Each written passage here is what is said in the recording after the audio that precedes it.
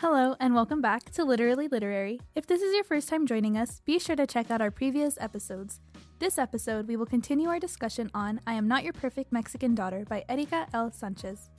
Last episode, we began our discussion on the novel, talking about the characters, themes, and connections we've made. This episode, we will continue the discussion by focusing on the first half and our favorite parts. There are so many passages in the first half that I think we're finding in the pre-show.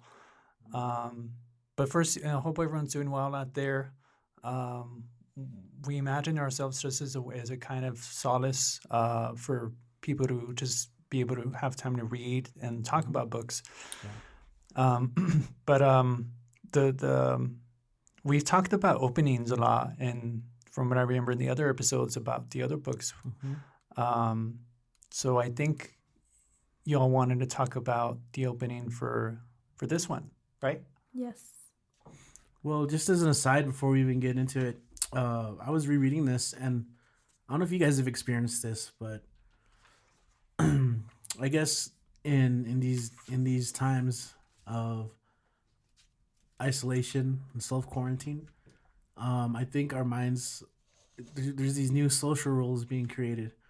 And so when I've been watching movies or reading books like this one, I start to apply them to the characters. I'm like, what are you doing? You're supposed to be at home. I've been doing that too. Like, yeah. don't kiss. Why are you hugging? Yeah. And so I've had to this is interesting. Having to reverse, okay, no, this is totally normal. Little freakouts here and there. It's interesting how brains work. I think some people experienced that too, with movies. Yeah. No, I was watching this show and then they were like, oh yeah, we typically have about 300 people here, and I'm like, that's too many. Yeah. Anyway, that was a little bit of a derailment. I know the opening scene is very powerful. Yes. So the opening scene is when Julia is seeing her sister Olga at the funeral. So she's seeing how different she looks from how she remembers her. And I think that's really powerful because, they don't look like they're the same person, typically. Yeah. Yeah, if you've ever been to an open casket funeral, it's always, there's a cognitive dissonance of, seeing the person not as you remember them. Exactly. Mm-hmm.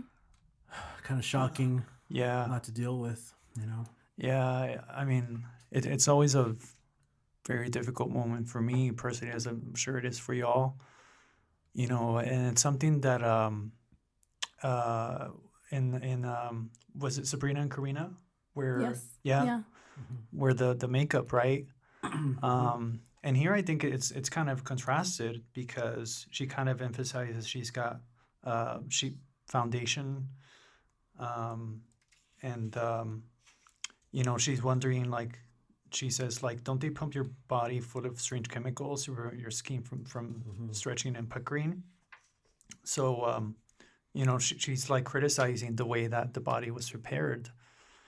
Unlike with Sabrina and Karina, right, where there was a special attention to put to that because of the way that she died. Yeah. Masking, the death. And they also do call attention to the fact that they're poor, so they kind of have to go a certain route for that instance, the connection or the hookup. Yeah. But you know what? Actually, looking at this paragraph now, I underlined the line that it's very interesting. In the context, it has its meaning, but it's almost like a foreshadowing where she's like, "This is not the Olga I knew," and that's kind of one of the. This a huge part of the book is, what did she really know about her? It kind of reminds me of Patron Saints. What do we know about someone? This mystery. Yeah. So I thought that was a cool little line. Reading it now. Mm-hmm. And she's referred to as Saint Olga on page 3. And so she's the perfect Mexican daughter that Julia isn't. Yeah. What else did you like about that opening, Vanessa? I liked the emphasis on the dress that she points out on the first page. Also, how she wanted her to wear this dress that emphasized who she was, and like how beautiful she looked and who she was. And then her mom chose like this really ugly dress that she can't stand her in because it hides all of her figure and everything. Yeah. Why do you think her mom, I mean, it's kind of interesting the way that her mom, control is a big way that her mom establishes conflict with her daughter. How she controls everything that Julia does. And it's kind of interesting, that even in death, Olga in this case is, the way that she's dressing is being controlled. Yeah. So even from there, right? I mean, there's already a conflict between what her mom is doing and what Julia wants. And it sets up that kind of clash. Yeah, of how they see throughout. things. Yeah. Mm-hmm. And so we find out that Olga and her mom, after Olga tragically died in that bus accident, that they were best friends, and then her mom's name is actually Amparo Montenegro Reyes. And a lot of emphasis is placed on her mother's beauty, their mother's beauty, which I found really interesting. As a housewife and someone working class, you don't really see that a lot with the way mothers are represented in literature. Mm-hmm. So that's kind of a huge thing hovering over them, right? Throughout this first part of the book is, Olga's death, and then her mom's need to want to keep that tradition of the quinceañera, because Olga never got one, and really forcing Julia to have hers. Mm-hmm. Even though she's almost 16, right? Yeah. And I think beyond that, the first like 10 pages also establish the guilt that Julia feels because of it, and how that guilt is also something that comes from the way that her mother sees her, because of, on page 9, she says, she hasn't blamed me directly.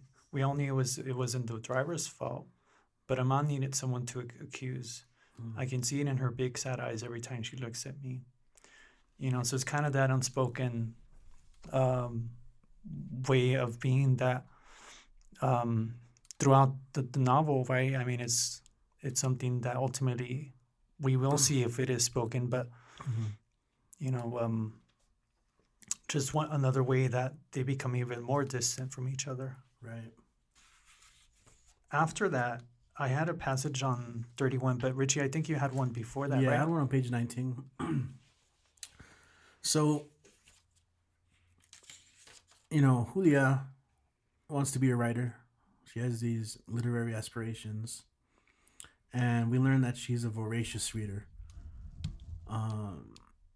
Not only because she talks about what she's reading, but even the way she sees the world, her references are in literature and art and pop culture and movies. So that makes the read enjoyable. And I think that manifests in different ways. But I like this passage on 19. It's the middle of the page because it really relates her being able to find, I guess, solace, but also identifying herself in literature. So she's talking about Kate Chopin's The Awakening. And she says, I also love the book because I'm so much like Edna. Nothing satisfies me. Nothing makes me happy. I want too much out of life. I want to take it in my hands and squeeze and twist as much as I can from it, and it's never enough. You see that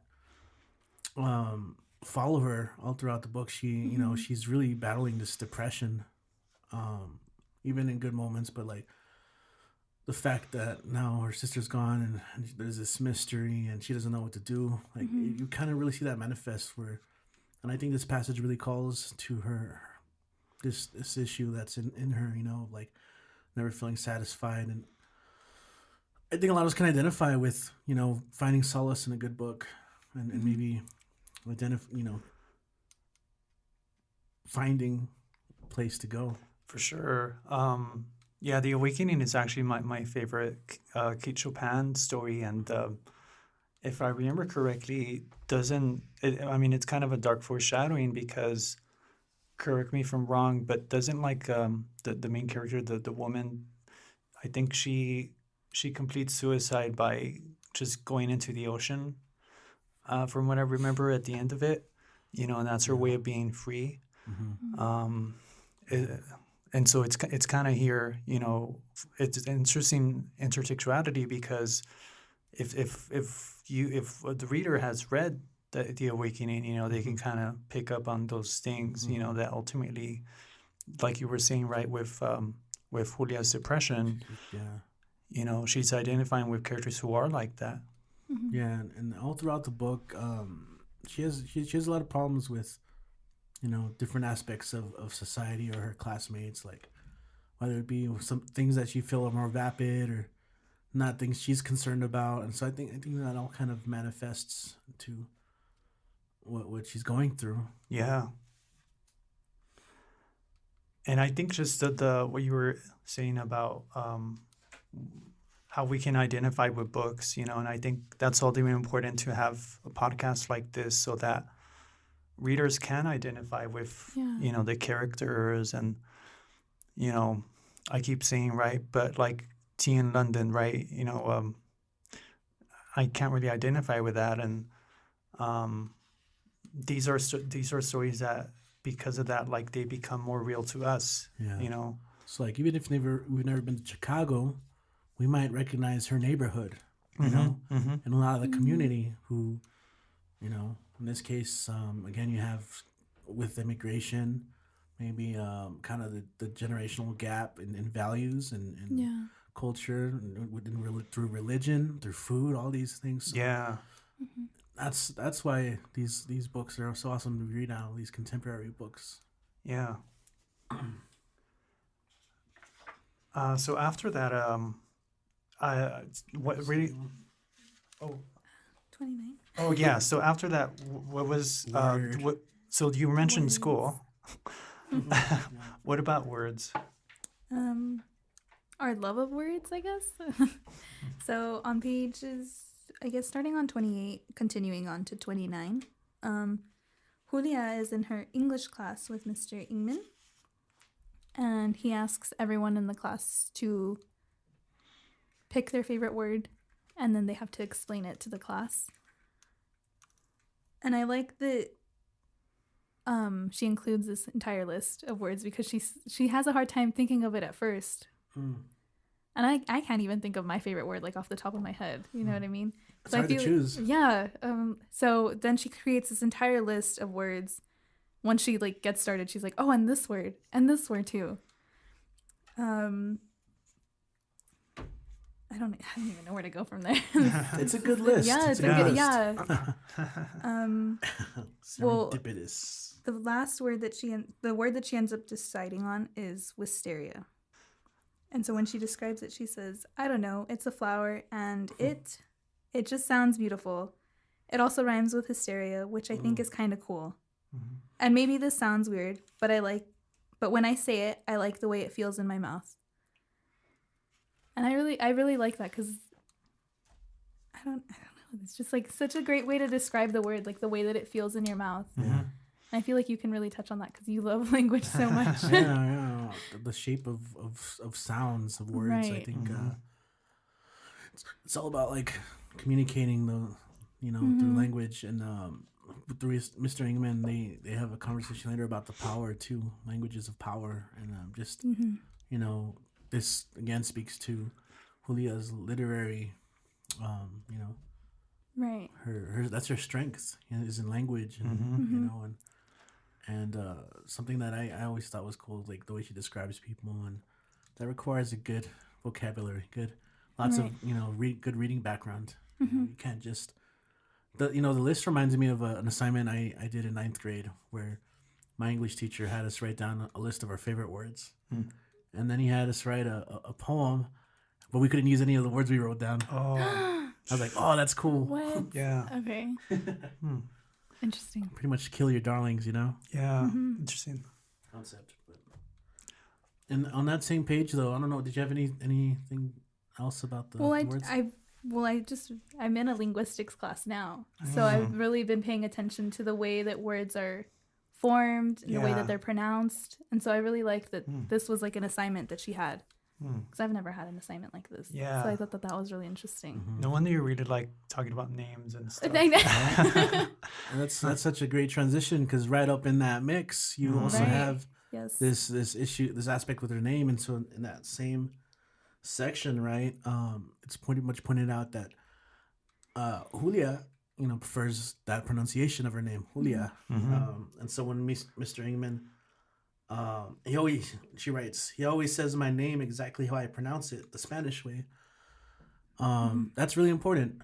Right. And that is important to her, obviously, because she's actually even made it a point to tell other teachers this is how she prefers it. Right. So this is in contrast to another one of her teachers later on. Even though she's repeatedly told him, he still goes with the Julia. And if y'all remember, maybe you don't, but Poet X, we talked about that. I briefly talked about how, the phonetic spelling of Xiomara is, mentioned in one of the poems. And we talked about that in relation to students and how we pronounce their names, according to their preferences. Because, I'm sure you have, Rishi, right, where students have corrected you or, I think so, but I mean, pretty early on, from the first day of class, I would ask them, how it would like to be pronounced, and from there I just make a note and then stick with it, until I learn it. So I think it really shows Mr. Ingman's attention to her, and we talked about them. You talked about him last time as a literacy sponsor. Yes. We talked about this the first episode too. Well, I remember mentioning that is that one of the reasons why I think she can see him as a literary sponsor is that she really sees them as people, right? And then so think of the contrast between Ingman and Simmons. Ingman is more willing to work and understand, and that goes a long way in education. And I think it goes further than just being a literacy sponsor, because she actually opens up to him and talks to him about Olga later on. So I think that's also like he's there for the students. Right. Yeah, for sure. We'll definitely talk more about Mr. Ingman. And a couple pages later, this is on Saturday morning on page 31, I was really drawn to passages that talked about Mexican food, and again, like you don't see that too much in books. But here, just talking about Ama is making flour tortillas. I can smell the dough and hear the rolling pin from my bedroom when I wake up. Sometimes Ama lies in bed all day.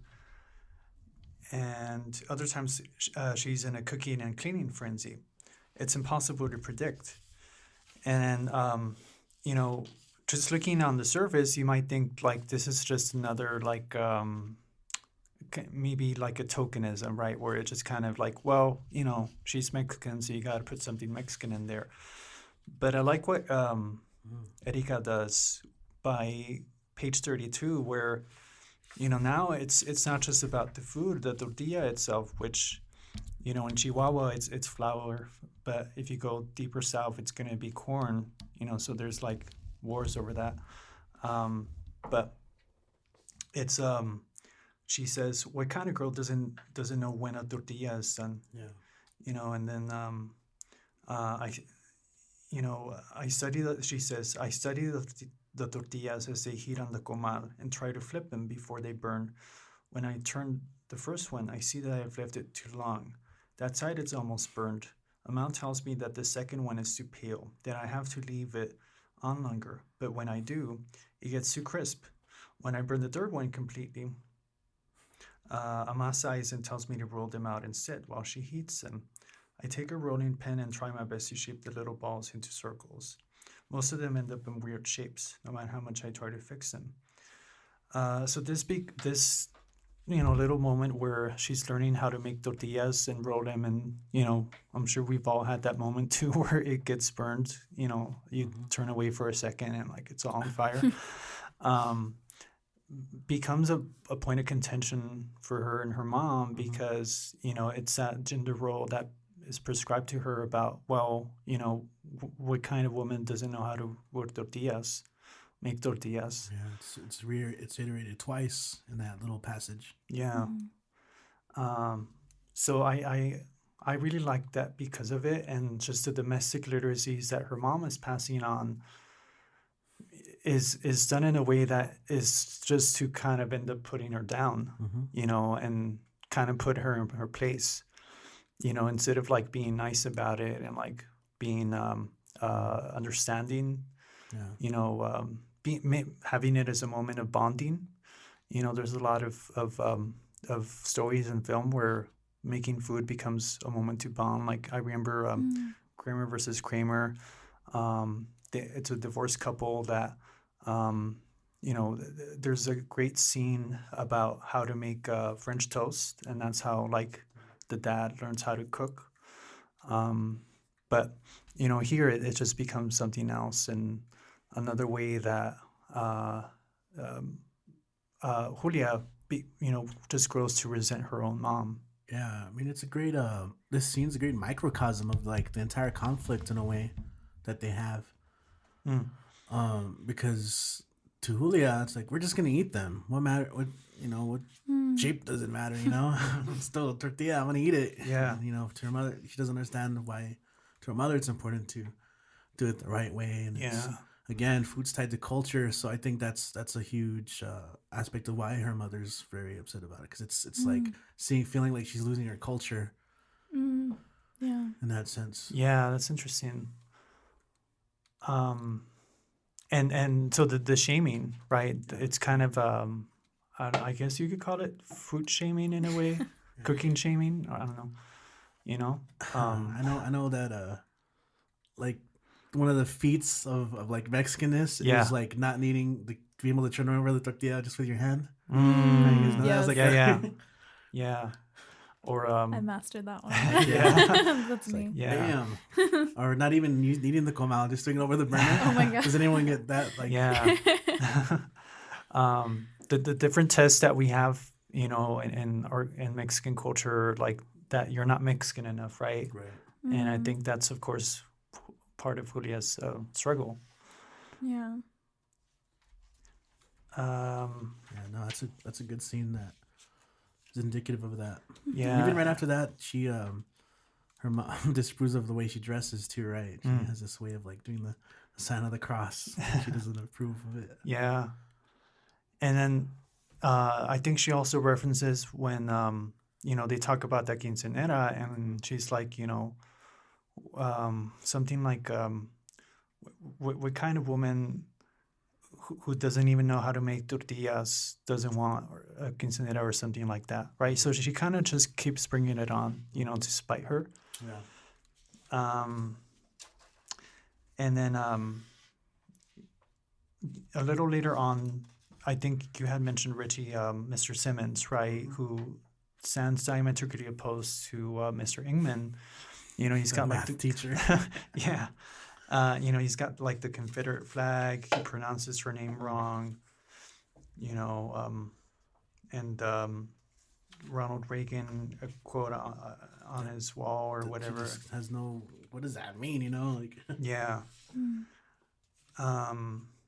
And I think you wanted to talk about this one, right? Because of the Bartleby reference, or Oh right, yeah. So I'd already mentioned how like she, he mispronounces her name, and yeah. But I mean, just kind of going off again, literary references. That's such a huge one, in Bartleby to me, because I mentioned the first one, but Julia is very rebellious. For as young as she is, I think she's very critical of a lot of things, which I think is really cool. Like religion and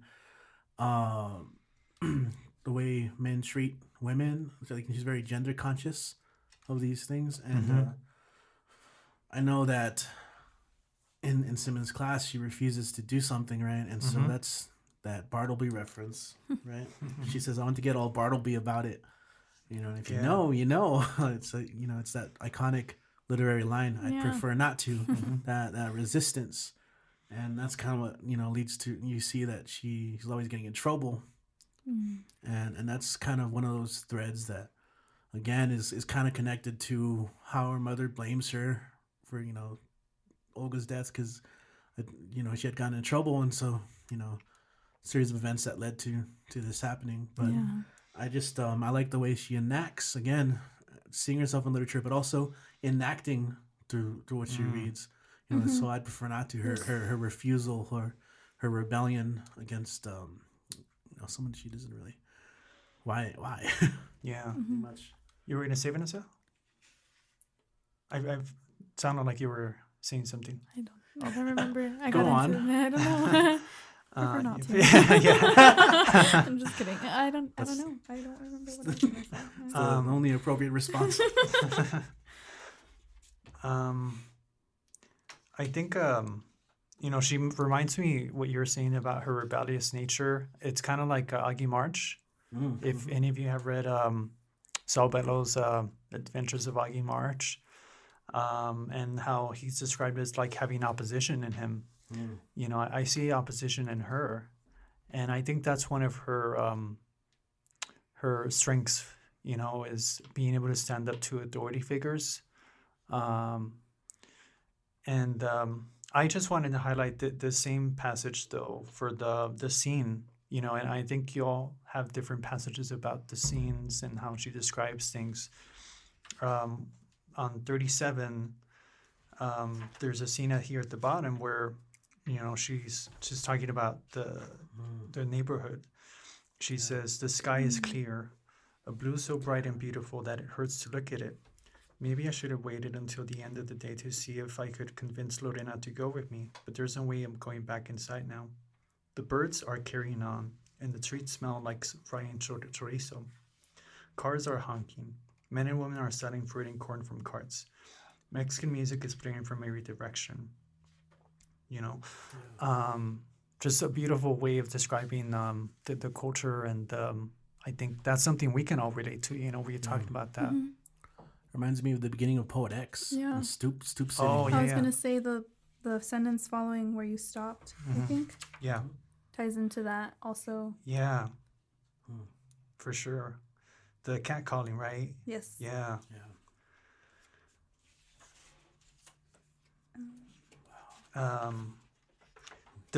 Do any of you have one where she goes into the one of Chicago's museums? Yeah, I do. Yeah. On page 44. Oh, okay. I have one right before. What about you, Vanessa? I don't. No, I have one on 43, where something about museums that I think is really valuable is like it's free education.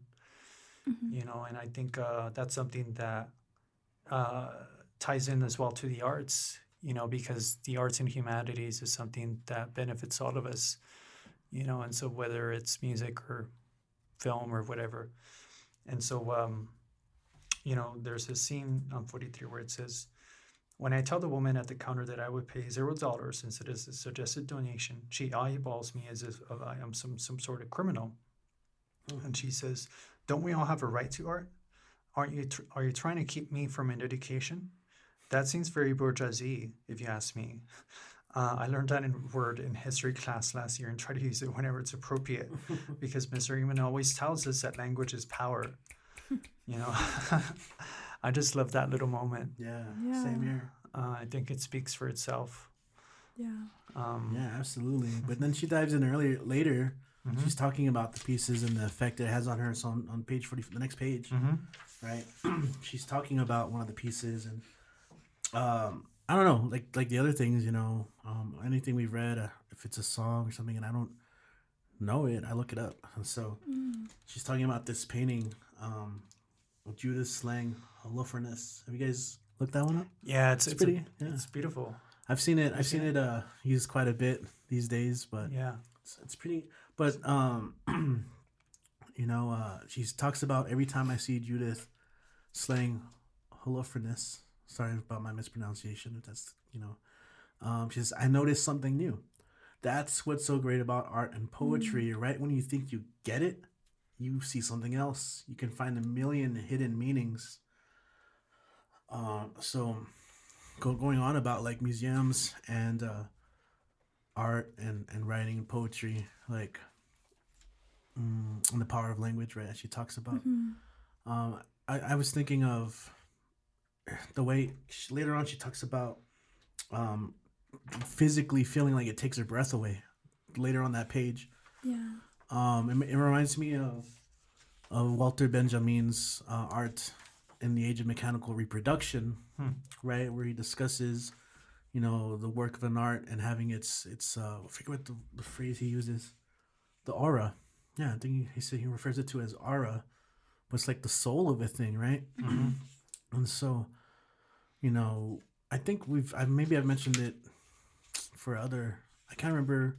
I think I've talked about this on the show before, but I always think about this when going to museums, art galleries, is, when you see the piece in front of you, it should take something out of you, right? And that's what she's describing here, and I think a very succinct way. Like, if you're really open to it and about the power, what's in front of you, it should change you, and you should leave a museum or an art gallery exhausted. I've always felt that way. Yeah. But so I really relate to her in this case. Yeah, I mean, whenever I do get a chance to go out of town, like I always look up, which museums there are in the city. That's kind of one of my, favorite things to do, and you just learn so much, Yeah. I will say though, some are kind of expensive, like but if you have a chance though, definitely go check stuff out. Yeah.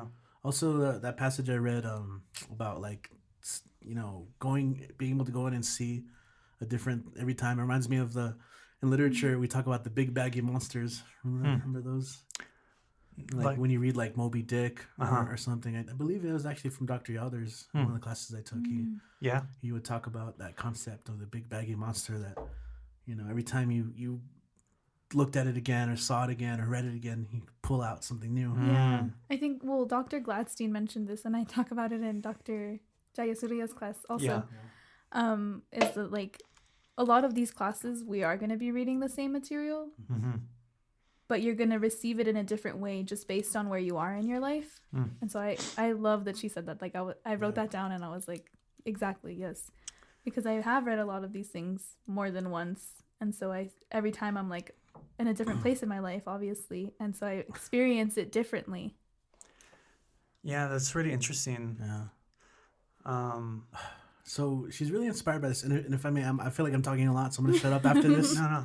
Yeah. So later, after you read your passage too, where she's describing the city, and so I actually have my own on page 46,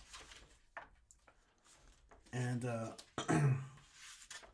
she starts writing in her journal, middle of the page. I take out my journal to make some notes. You see that? And in my marginalia, I just wrote yes and an exclamation mark, just because I vibed with this. Yeah. She says, I love to watch the city from above, the graffiti on factories, the honking cars, the old buildings with shattered windows, everyone in a hurry. It's exciting to see all the movement and energy. Even though I want to move far away from here, moments like these make me love Chicago. I've never been to Chicago, but I think that's such an interesting way of feeling at home in a place in the city that she's still discovering. A lot of this book is her, like, I've never been in this neighborhood, but I think she describes it in such a universal way that, I think this is her becoming a writer. Yeah. Right? Like, having this museum visit, being inspired, and just the sights, the sounds. Oh, that's like the top thing, Yeah. Feel that. Yeah. I had this passage too, the one I've read after, where she says a couple black kids near the doors start beatboxing, which makes a man frown and shake his head. I think it sounds amazing though. I wonder how they can make that kind of music with their mouths. How can they sound exactly like machines? So kind of goes back to what you were saying about how observant she is. how she appreciates things, you know. So there's a lot of like not just the art appreciation of like this kind of taking down the patriarchy and the painting she was talking about, but in this one about the different kinds of cultural elements, you know, not just Mexican culture, but here we have African American culture. You know, so I think she's really likable because of that. Yeah, it was a great passage. So what do we have? What do we got next? Did you have any thoughts on that, Vanessa? Well, I really do like that she talks about the city like this, because I'm very much like, oh, I'm gonna get out of El Paso, but at the same time, I go out of town for like a couple of days, and I'm like, I miss my mountains, I miss I miss my food, you know, and it's so I definitely related to that, like, oh, I'm gonna go get my MFA somewhere else, but then I'm like, but this is like home. Yeah. Huh. So yeah, the homesickness and yeah, and it's only for like a couple of days. Like I'll go I'll go away for a couple of days, and I'm like, where are my mountains? Where are these sounds that I'm so familiar with? Like the little things. The train off in the distance. Yes. Yeah. Yeah. The paletero, you know. And then like right outside my house, there's owls sometimes, so you can hear them. Yeah, so it's just like the little things about your like home. Today I was listening to Wu-Tang Clan, and the Ice Cream Shack drove by, and it was like a remix because you know the little like the songs that they play. Yeah. Like, wow, this kind of fits. And I was like, I feel like, you know, maybe I wouldn't be able to hear that the same way somewhere else. Yeah. Yeah. I mean, it goes back to what you were saying, Vanessa, about how when you're reading something, you're going through different things at a certain point, and it changes your perspective and the way that you experience that. Yeah. You know, text, whatever it is. And then, you know, she talks about Lorena, you know, who's one of her friends, and a little later on around 60s. And I think both you and me, Richie, had this one on 62, where she talks about the journey of Lorena's parents that she mentions are just like her own parents, about how they crossed because they're undocumented as well. And, you know, it mentions that on 62, so Lorena said that when she was 7, her dad went back to Mexico for his mother's funeral, even though everyone told him not to. He had lived in Chicago for 10 years, but still didn't have papers. So, in other words, you know, it's basically a self-deportation. And in order for him to return, he had to cross the border with a coyote, just like he had the first time. Lorena's mom even dreamt about that night before he left, so she knew something bad was going to happen. In the dream, an eagle pecked at his heart while he sat there watching it. You know, that kind of imagery of Sisyphus, right? Or, you know, that I forget that mythological character who, or Prometheus? Prometheus, yes, thank you, who was pecked in the liver. And then in the subsequent page, it talks about, so after his mother's funeral, Lorena's dad took the bus from Guerrero all the way to the Arizona border, where he met a man from his hometown. This coyote took all their money and then abandoned the entire group of mojados while they walked through the desert.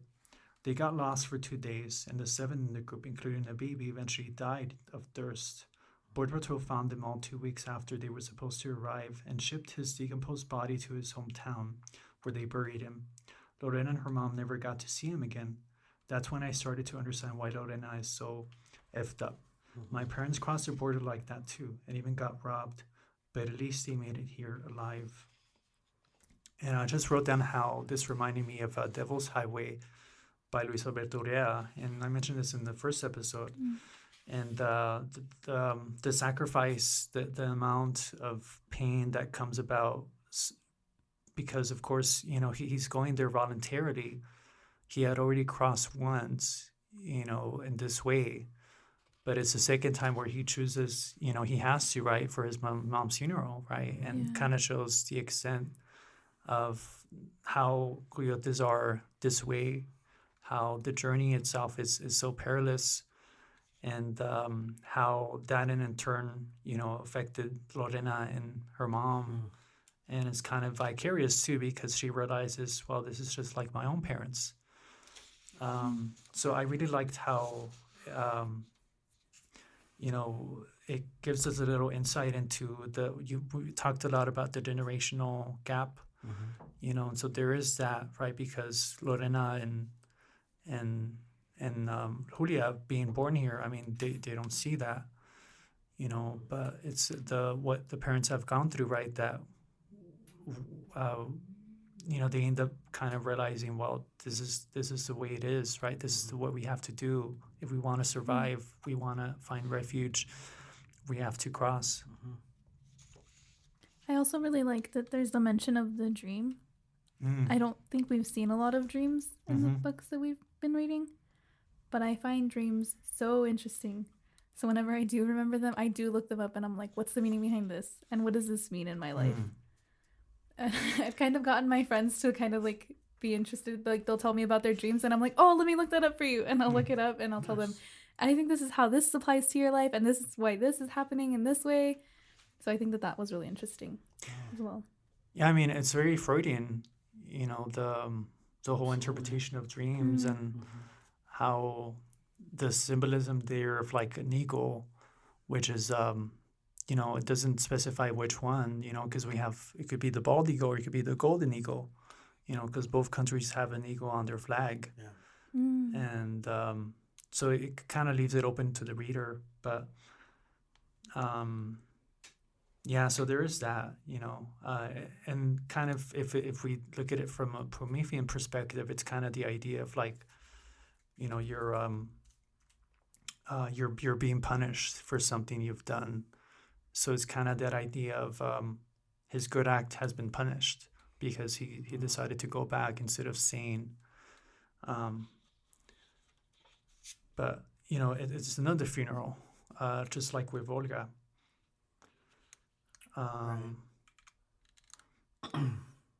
Did any of you have a passage in the 70s? I don't think. I think my next one's in the 80s. Okay. Yeah. It's a real brief one. She's very comfortable speaking English, but I find it interesting how she says here when she's talking to Ramiro, who is Carlos's cousin, and it says, he only speaks Spanish, which makes me nervous. I speak it fine, of course, but I sound 10 times smarter in English. My vocabulary is just not as extensive, and sometimes I get stuck. I hope he doesn't think I'm dumb because I'm not. I personally relate a lot to this, because all of us here, like, we speak Spanish, but that whole idea of how your linguistic capabilities and vocabulary, it doesn't stretch as far in another language, even though in my case it's my home language. So it's kind of ironic, but with her it's how I feel too, because like when you're trying to speak Spanish in this case, you speak a lot slower. And people think that because of that, you're not just fluent, you're just not fluent. So I thought it was interesting because of that, and kind of the way that she has been Americanized, shows there, and kind of also foreshadows, how she's gonna end up going to back to Mexico, as a way of reconnecting with those roots. You said you had one a little later on, Vincent? Mine's on 83, but I don't know if you have one before then. Just on 80, real briefly, her family is, for the most part, working class, but there's an exception. I don't know if y'all remember Alicia and Freddie, but, they have this, when they're all together, celebrating, and first there's a lot of tension with the Milagros. There's idioms that mean something in Spanish, that are interpreted differently because of how Tia Milagros is. So like she says, "Buena pa comer," which is meant as a compliment. She mentions that on page 78, but in this context, it's kind of meant to put her down. So I found that really interesting how, different idioms come up and they're not to be interpreted the way that they normally are. As she says here, this time I know it isn't meant as praise because Tia Milagros is always talking crap. But what I like about this scene, though, is with Alisa and Freddie, how she talks about them, that Freddie graduated from University of Illinois and worked as an engineer. And Alicia was a theater major at DePaul and works at Steppenwolf, which is actually the theater where this book was adapted. Yeah. So they're always dressed like they stepped off a runway. And so, she describes that, and then she says, "There's no one in my family like them. No one has ever gone to a real college. I always want to ask them a million questions." So it's to me, it just shows,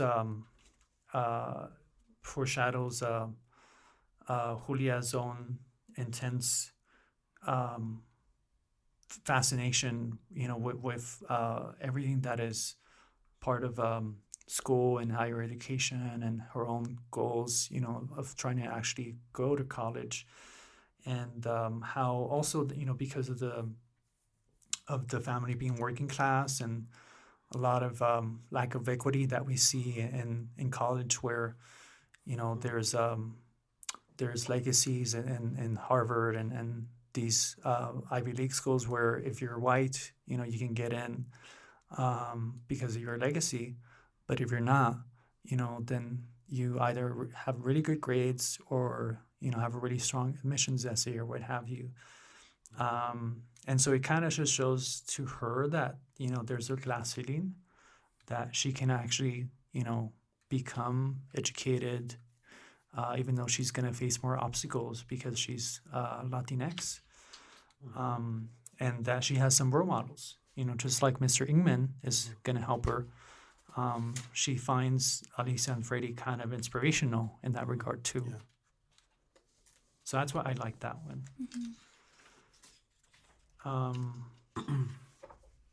Did you say 84 was the other one? 83. 83? Yeah. So and it kind of ties in, she's still at that same party. Yeah. With all of her family. But she brought a book. She has Catcher in the Rye with her. And she goes and separates herself from everybody and just starts reading. And that was something that I related to because I always have at least one, if not 2 or 3 books with me at a time. Yeah. Or my laptop because I'm writing an essay or something. Mm-hmm. And the last couple of family gatherings that we've had, I will distance myself from everybody and I'll be writing or I'll be reading. Or sometimes I won't even distance myself. I'll sit there in the middle of everything that's going on and I'll just start writing. Mm-hmm. And my family, not a lot of them went to college. So they're kind of really interested in what it is that I'm doing. And they're very supportive of it, I think. But at the same time, I don't think they really understand what it is that I'm working on and all that. So it's like that feeling of being misunderstood. Yeah. Just like you said, the same thing about there's a working class divide, right? That she's seeking higher education and it doesn't, it's a different culture. And, it's also her own party, so people are putting her down on her own party because she's not celebrating, right? But again, it kind of shows as an English major that, as someone who likes reading, that it doesn't mean, it doesn't mean she's not appreciative, right? It just means that's what her interests are, right? Why does she have to, by by that script of like, well, you got to be dancing and, you know, having fun and such, right? I mean, to her, fun is like reading a book or writing something. Yeah.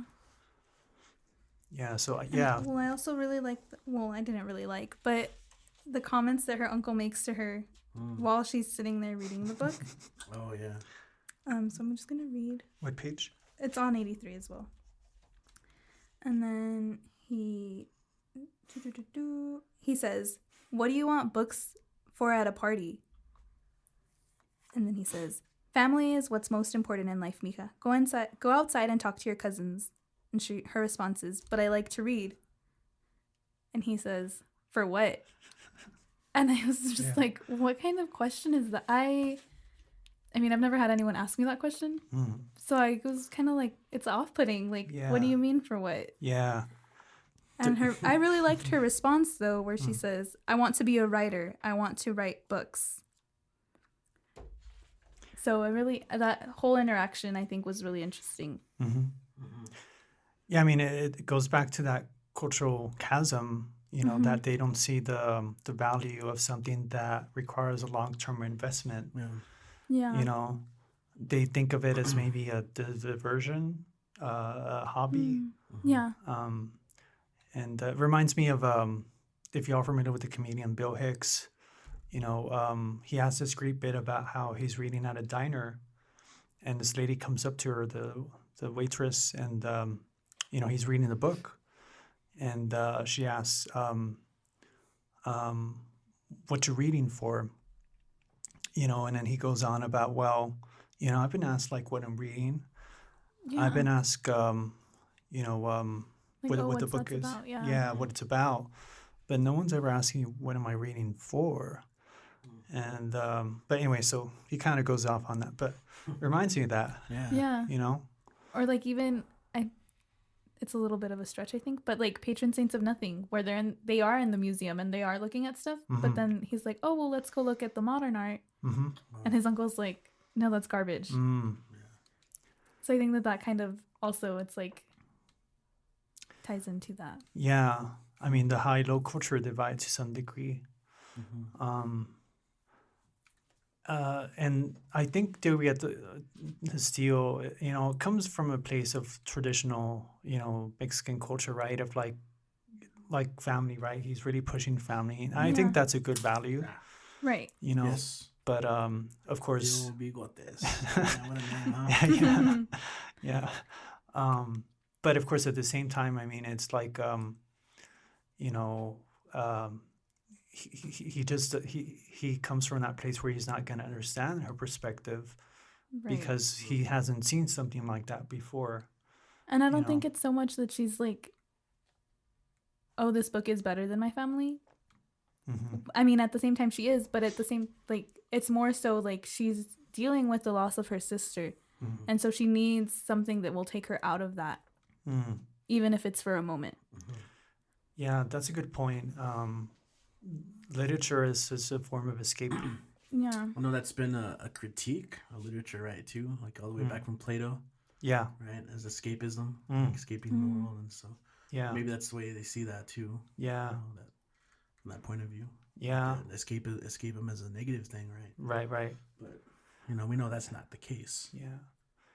I think in Mexican culture, in mine, and I'm sure in y'all's, like the idea of socializing, right, is really big. Like you got to go out, you know, like he wants him to go talk to his cousins. And, you know, so there's that shaming. Like she gets shamed from her mom and she gets shamed from her family, you know, just for doing things that are going to be productive. Yeah.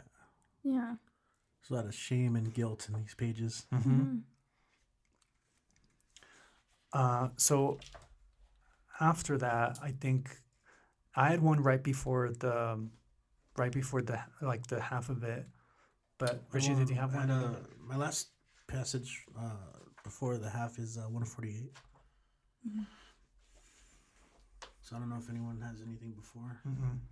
Well, okay. So in that particular party gathering, right? She talks about their tío Cayetano and like the weird, creepy stuff that he does.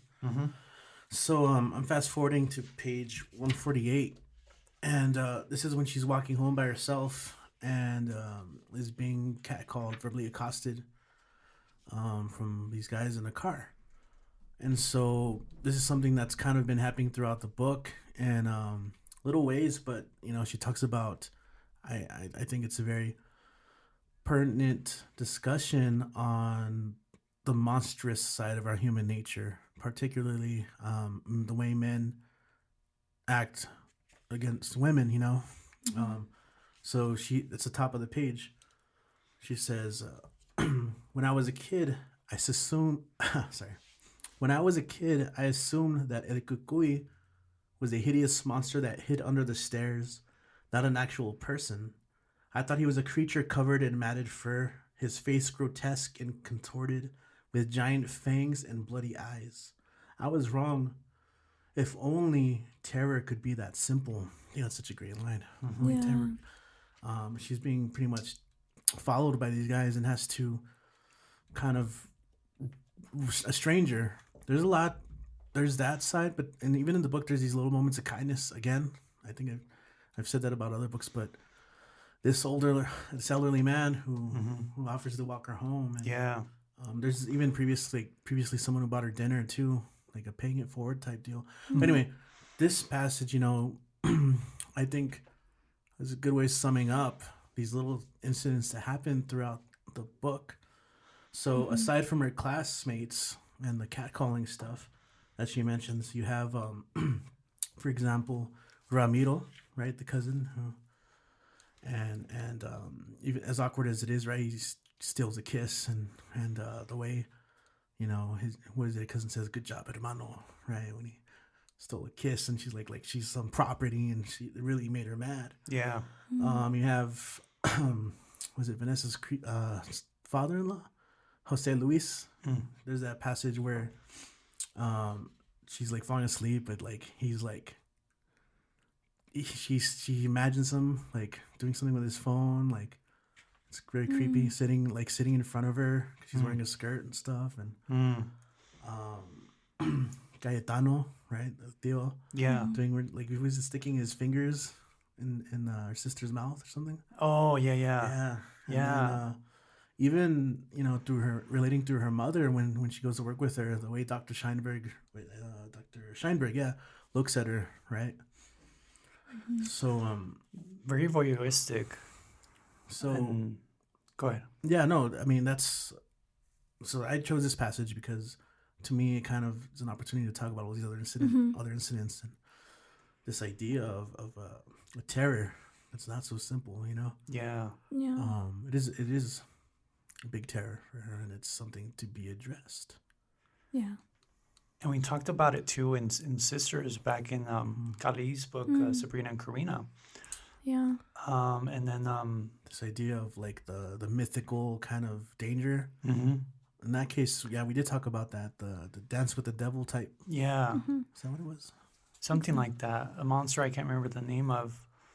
And also Woman Holland Creek, the La Llorona, and how it's told as a story with a woman as a monster who takes other women, other girls, if they decide to go out at night.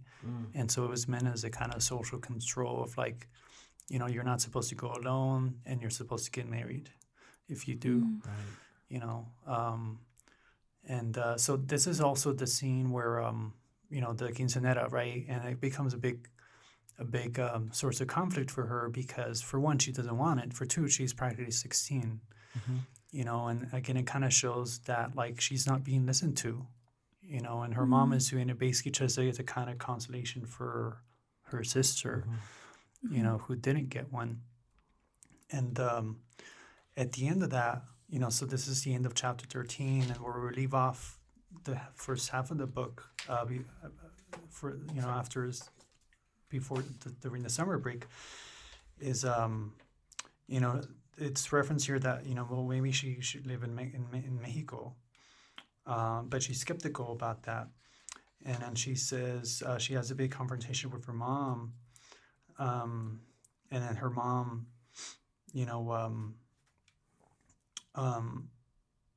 she ends up saying, you know, Julia, maybe if you knew how to behave yourself, to keep your mouth shut, your sister would still be alive. Have you ever thought about that? She finally says it. She says what her big sad eyes were telling me all along. You know, an incredibly, I think, painful moment for Julia. You know, I think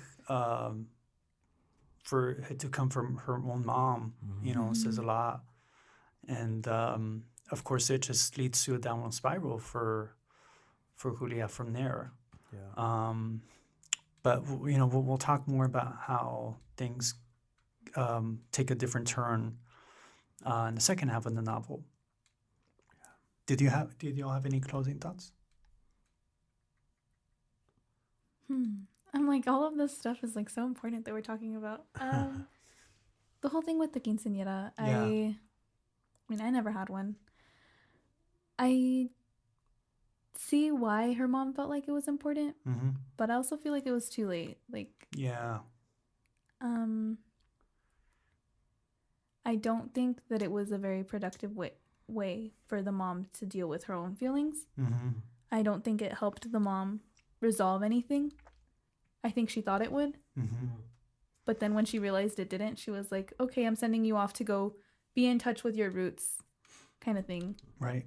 She's like, this isn't helping you understand the culture. Maybe sending you home will. So I think that's kind of her way of dealing with everything. It totally backfires on her, and because it does come off so forced, you know. And again, Julia herself, you know, she very clearly does not want to, and that, you know, she's not that kind of girl, right? And but just because of that, I mean, doesn't mean that you're not Mexican, right? So it kind of goes back to like these ways that she's seen as like, well, you're not Mexican enough because you don't dance, you don't party, you don't have a quinceañera, you don't know how to make tortillas. Yeah. Exactly. Yeah.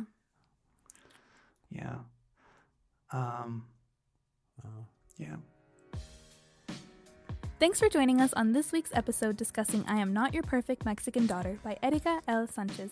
And if you haven't read it, we hope we inspire you to pick up a copy. Literally Literary is brought to you by the Mellon Foundation through the Humanities Collaborative at EPCC and UTEP. Follow us on Instagram at literallyliterary.ep and on Twitter at literallylitep.